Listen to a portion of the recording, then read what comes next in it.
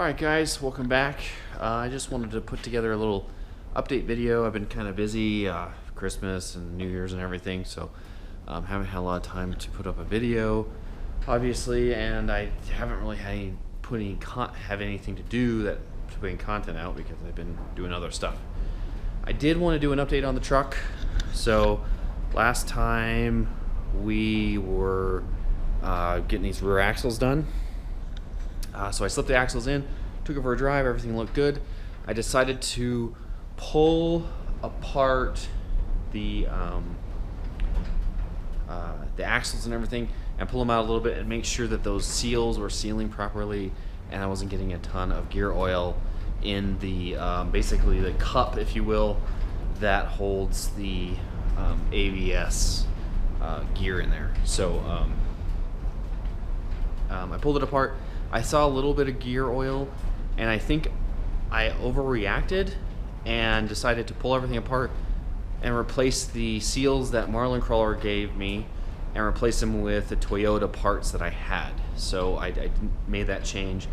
But at the end of the day, I think it was premeditated. I probably should give them a little more time because I don't think they were really leaking.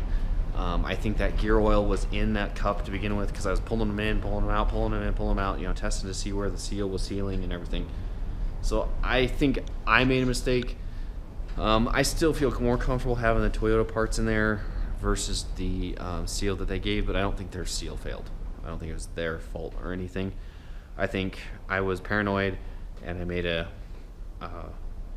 on-the-fly decision that I may not have had to do.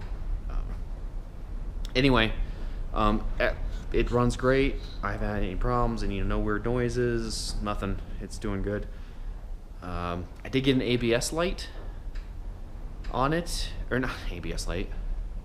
Sorry, an airbag light, an SRS light, and I did do some a diagnostic on it to figure out what component had gone out. It looks to me like the clock spring has gone out. Basically, you have to take your multimeter and calculate the resistance of the line. And I was getting good readings all the way through, so I was thinking, oh God, the airbag's bad. But then I started messing around a little more, and when I moved the clock spring a little bit, then I started getting false readings. So I believe the clock spring, that little ribbon cable that's in there, is bad. So I have to get a clock spring for it. And what else? I think that's about it. Yeah. So it's doing really good. Like I said, no problems. Had to drive it recently quite a bit because I had, it snowed here in Wyoming, and the road I live on is just nasty, and it doesn't matter how much the county comes out and cleans it.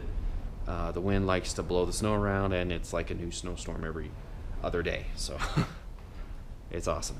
It looks like, but it does look like most of the snow's going away. So I drove the car a couple days, but been driving it a lot, obviously a lot more, if you will, because of the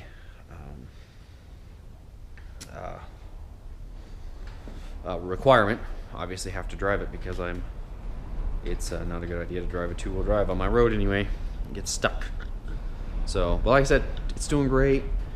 Just the airbag light decided that it was gonna go kooky on me, but not too bad. Oh, I also had a weird thing happen with the fuel gauge. The fuel gauge is going like all the way to empty and then kind of going up, and then as I'm driving up an incline, it seemed that the gauge would go down, and if I'm going down a hill, it's the fuel gauge goes up. It did that on a really cold day, and now it doesn't seem to be doing it now anymore. But I'm gonna dig into it to figure out what's wrong. Come to find out, it's a big issue. RAV4s had it, a lot of Tacomas have it, beyond even the first gens.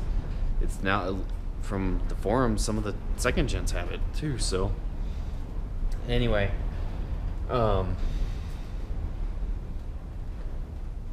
yeah, it's so like I said, it doesn't seem to be doing it now, but it was doing it before. So I'm gonna dig around, see. A lot of people say it's a ground the RAV4 guy on their forum, he had it and he dug into it and found out that one of the ground wires, where would it have been?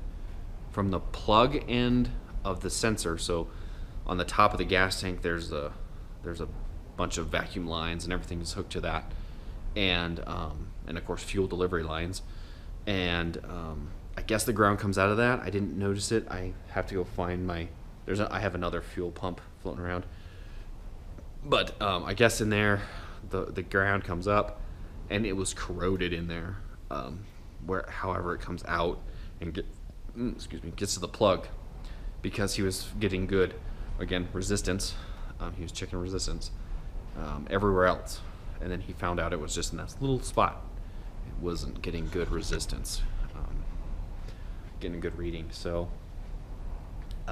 yeah, that's about it. I mean, truck still runs good. Haven't had any issues with it. I'm very happy with that. I was worried because this motor had been flipped over and had basically hydrolocked on oil. I was really worried about it. I didn't know how long it will last. But definitely put a good couple thousand miles on it and no real problems. It needs a bath, desperately. Desperately needs a bath, right? Holy cow. So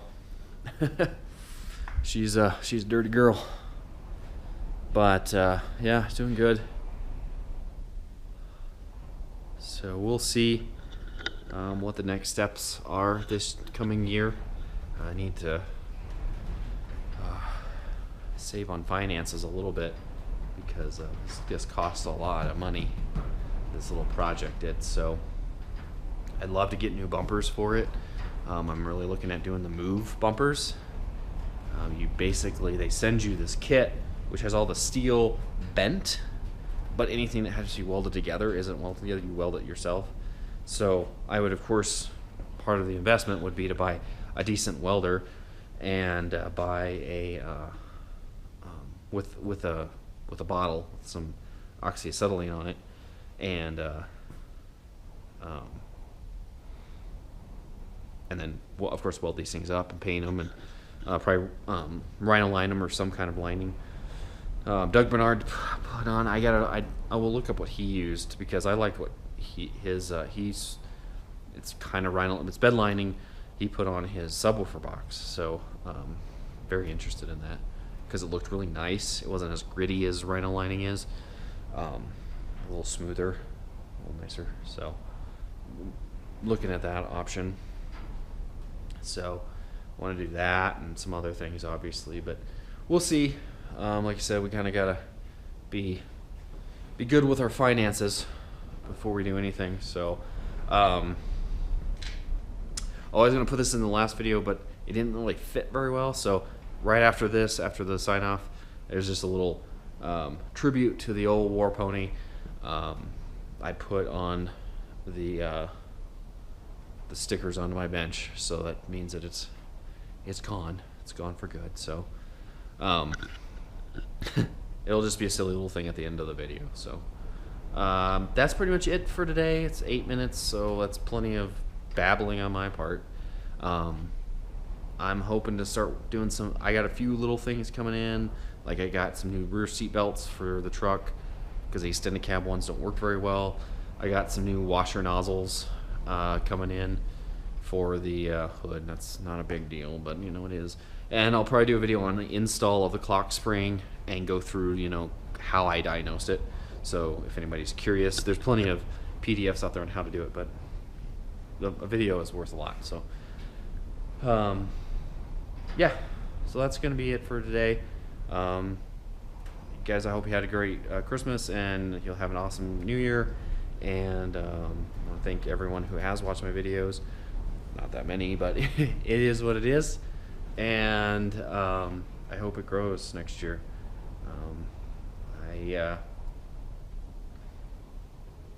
so like, subscribe, hit the bell for notifications if you want notifications on new videos. And till next time, guys, peace.